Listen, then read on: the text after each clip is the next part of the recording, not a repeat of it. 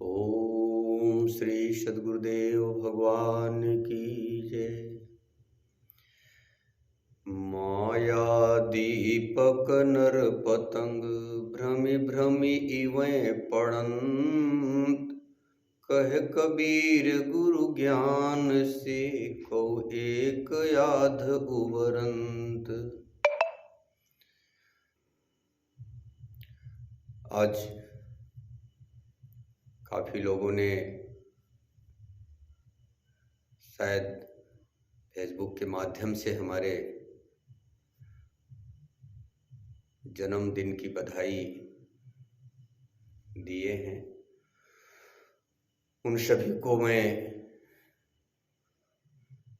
हार्दिक भावनाओं को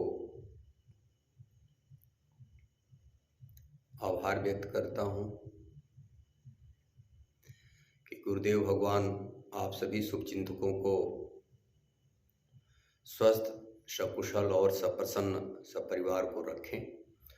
दूसरी बात मैं आप लोगों को बताना चाहूँगा कि यह शरीर का परिवर्तन होता है। जैसे आप कोई वस्तु लाते हैं, पैकिंग फिट होता है, पैकिंग बहुत अच्छी होती है, तो पैकिंग के अंदर की वस्तु, जैसे मोबाइल आप मंगाते हैं ऑनलाइन, तो पैकिंग निकाल के हटा देते हैं, केवल मोबाइल रखते हैं। तो उसी प्रकार से शरीर को एक वस्त्र की संज्ञा दिया गया है। वही रामचरितमानस, वही गीता, अनेकों शास्त्रों में। रामचरितमानस में है कि जिम नित नूतन पहिरे नर परिहरे पुराण। वैसे ही गीता में भगवान कृष्ण ने शरीर को कहा, वसांस जीर्णानि यथा विहाय नवानि गृह्णाति नरो पराणि तथा शरीराणि विहाय जीर्णानि अन्यानि संयाति नवानि देहि। जैसे मनुष्य जीर्णशील वस्तुओं को त्याग करके नए वस्त्रों को धारण कर लेता है, उसी प्रकार भूतादिकों की है आत्मा शरीर रूपी वस्त्र को त्याग के दूसरे शरीर को धारण कर लेता है। किस प्रकार बता रहे हैं शरीर का परिवर्तन कैसे होता है कि देहिनो अस्मिन् यथा देहे कौमारम यौवनम जरा तथा देहांतर प्राप्ति धीरज तत् न मोहयति। जिस प्रकार से इसी शरीर में मनुष्य बाल्यावस्था, युवावस्था, जरावस्था परिवर्तन होते जा रहा है, उसी प्रकार देहांतर प्राप्ति धीरज तत् न मोहयति। जो विवेकी लोग, धीर पुरुष होते हैं, शरीर के परिवर्तन में मोहित नहीं होते। दूसरा, जन्म वही सराहनीय है कि दोबारा हमें पुनः शरीर की यात्रा में न आना पड़े। भगवान कृष्ण यही गीता में उपदेश दिया। भगवान कृष्ण ने गीता में यही कहा,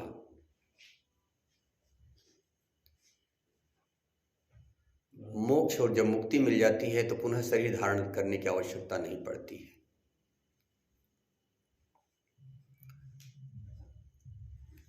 कि शरीर यात्रा पीचते न प्रसिद्धेत अकर्मण,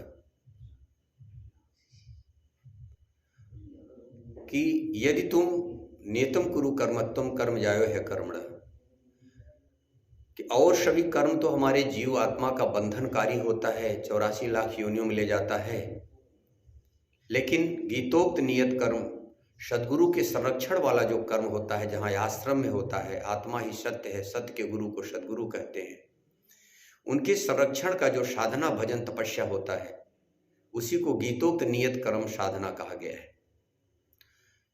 और सभी कर्म जिसके अलावा जो भी है शरीर संबंधी कर्म है, वो हमारा बंधनकारी होता है, शारीरम कर्म उसको कहा गया।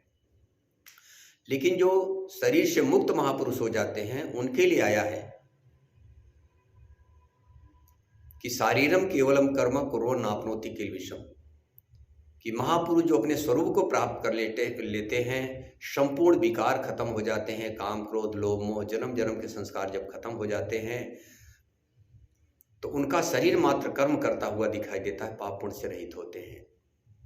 उन्हीं के शरीर को कहा गया है शंकर सदगुरु, उन्हीं के शरीर को कहा गया है सुकृति संभूतन विमल विभूति मंजुल मंगल मोद प्रसूति। मंजुल मंगल मोद संपूर्ण आनंद का, मंगलों का, सुख का, शांति का प्रसूति, अर्थात जन्म वहीं से होता है। कौन? सुकृति संभूतन, स्वयंभू जो पुण्यात्मा हैं, और पुण्यात्मा ही महापुरुष के सद्गुरु के संरक्षण सानिध्य प्राप्त करते हैं।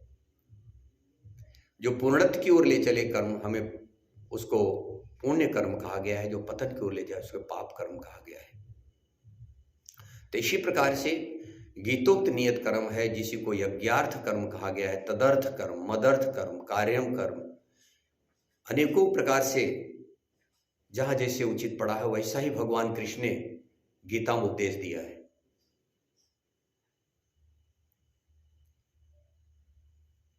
तो इसीलिए मैं पुनः आभार व्यक्त कर रहा हूँ, और प्रयास ये होना चाहिए सबको साधन भजन करें। ठीक है, शरीर का परिवर्तन तो होता ही है, होता रहेगा, लेकिन इस शरीर के रहते हुए जन्म मृत्यु के बीच में ये शरीर के परिवर्तन जो हो रहे हैं, जो आयु के दिन हमको मिला है, इसके बीच में जो समय मिला है, इसका हम कहाँ सदुपयोग कर रहे हैं, तन मन और धन का, ये विशेष मायने रखता है।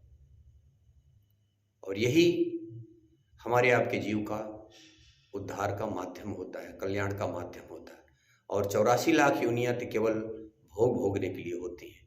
इसीलिए मनः एव मनुष्याणाम कारणम मद मोक्षयो, जीवात्मा का केवल मनुष्य का मन ही बंधन और मोक्ष का कारण बनता है। तो इस जीवात्मा का बंधन कब होता है? जो सत्य शाश्वत सनातन है। हम लोग परमात्मा के अंश हैं, आत्मा ईश्वर अंश कहा गया है, वही जीव अविनाशी है, सनातन है, शाश्वत है। तो बंधाए विषया संगो, जब मन साधना भजन सेवा से हट करके विषयाभिमुख होता है, तब ये जीवात्मा 84 लाख योनियों में जाएगा, बंधनकारी होता है। मुक्त है निर्विषय मन, जब आप साधना भजन में बैठेंगे